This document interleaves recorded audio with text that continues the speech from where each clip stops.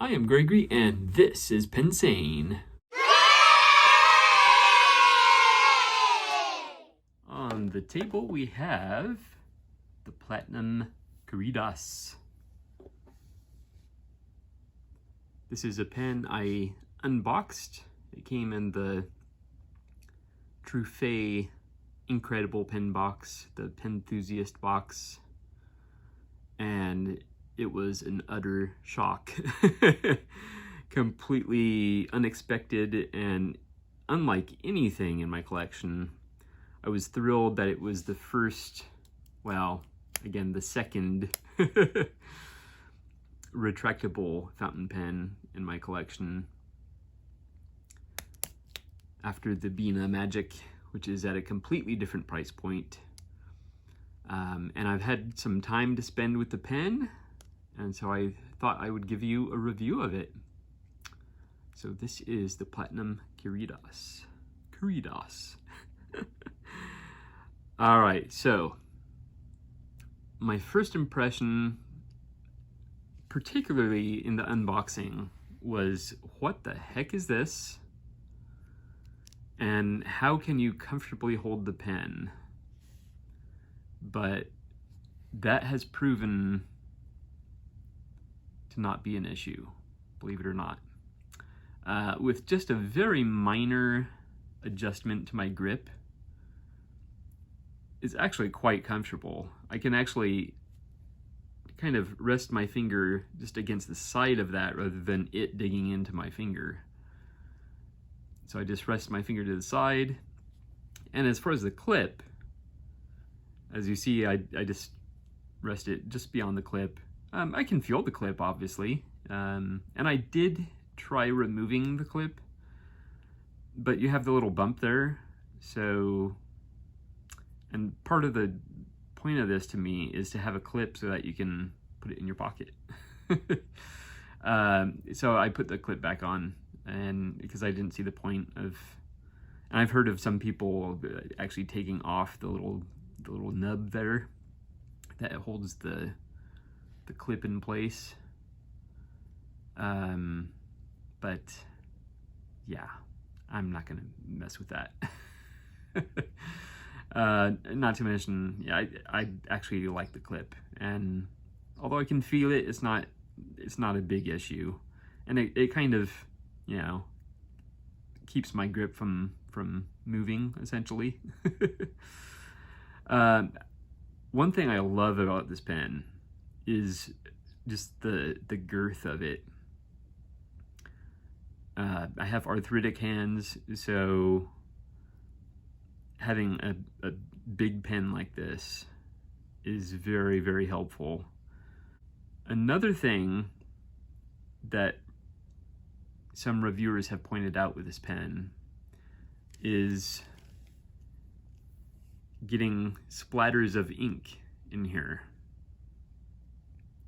And as you can see, after weeks of use, there's not a single splatter in there. So, what I'm thinking is, when they deploy the pen, they're probably clicking it like you would a regular ballpoint. But we have to remember, this is a fountain pen. This is not a ballpoint. So when I deploy it, I just do it gently. It's not a big deal. Yeah. And then when I'm retracting it again, just do the same thing. Just gently release it. You won't get a single splatter in there. Now, in my unboxing of this pen, I did wonder what the heck this thing is. Why is it necessary? Well, it became apparent as I watched more videos about this pen, trying to figure out what the heck I was looking at. And I don't know how well you're gonna see it. I'll try and zoom in, but as you deploy, actually if I hold it like that, you'll probably see it best. As you deploy the pen, there's a little a little piece of plastic, for lack of the proper terminology, that goes between these ridges here, and that actuates the door. So then as you release it, you'll see that goes back down. So basically it's opening the door. So it is critical to the operation of the door. You would think they would have found a way around that, though. Something more internal. But you know what? I've gotten used to it. To me, it's not a big deal. I've also heard complaints that this looks like a cheap pen, and I have to completely disagree. This version, the clear version, I think it looks very, very futuristic, and this to me looks like an expensive pen.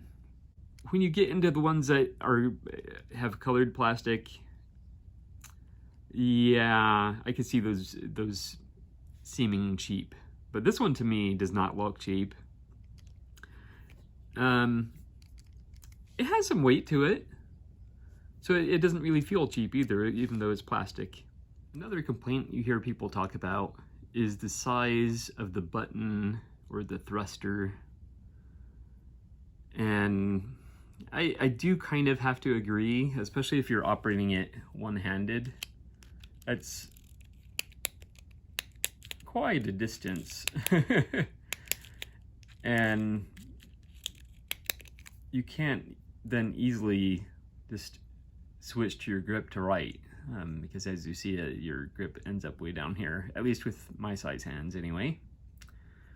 So, you know, I have to kind of agree with that. But you know what?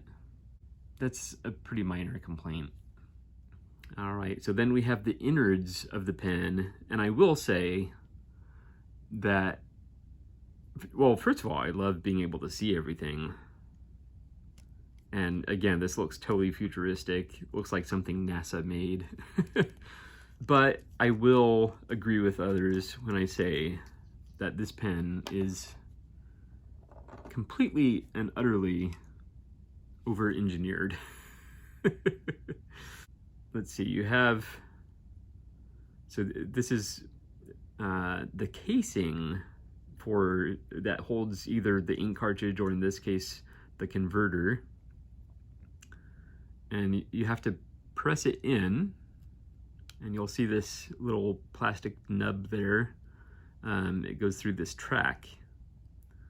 So you press it in and then turn it and then pull it out. And then this is your nib unit. But we're not done, because it still has the casing on there.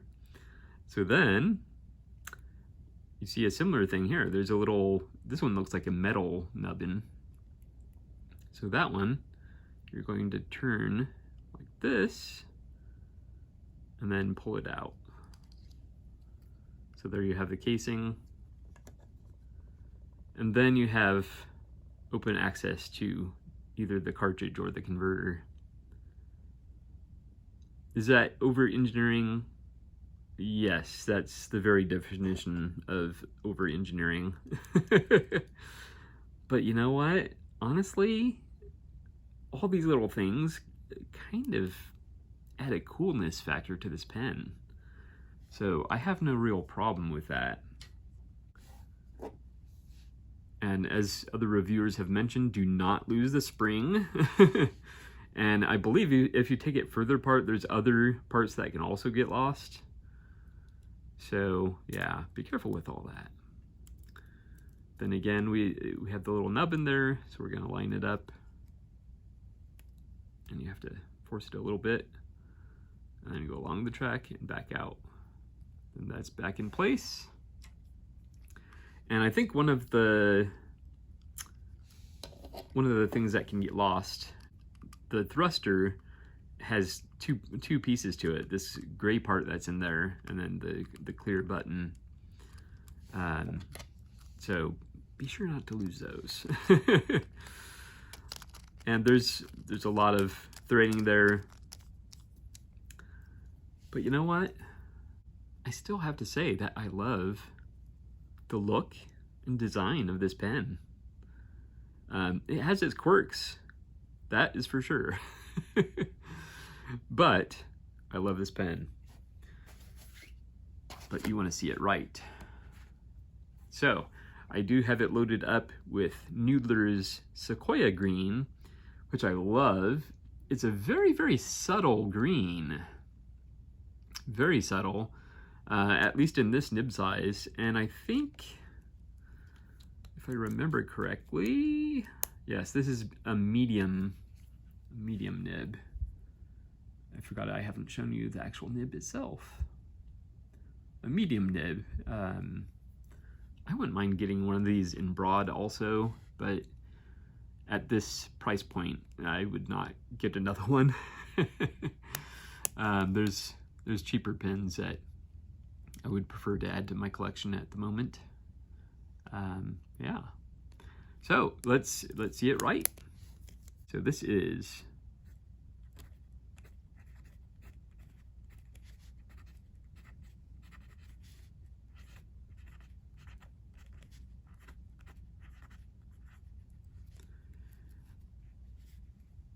the Platinum Curidas, and this is loaded with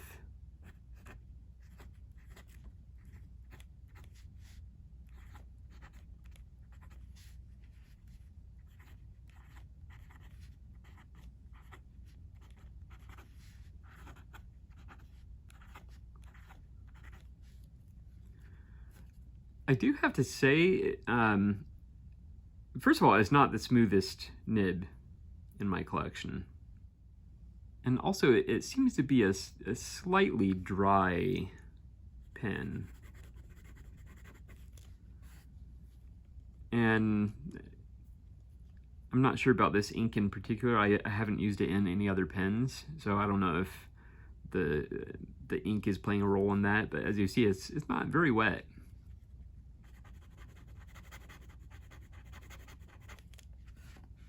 Yeah, not very wet at all. There is some feedback. You can kind of hear that. Let's try a little bit of flex.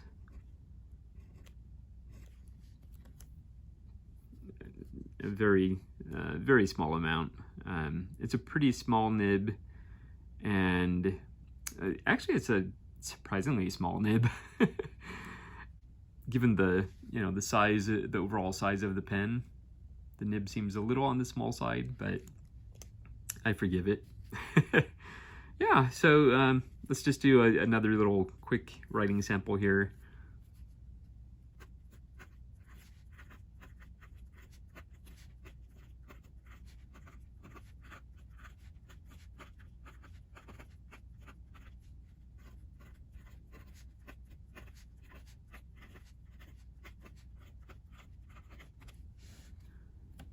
Yeah, a perfectly pleasurable writing experience, and this is becoming an everyday carry pen, and I don't see setting it aside anytime soon. I just love the design of it, over engineering and all. Again, you have to consider your own likes and dislikes of pens, and clearly this pen is a love it or hate it situation. But I think it's a heck of a lot of fun to use, and so for me, it's definitely a love it. And I don't think it's ever going to be cleaned out and set aside.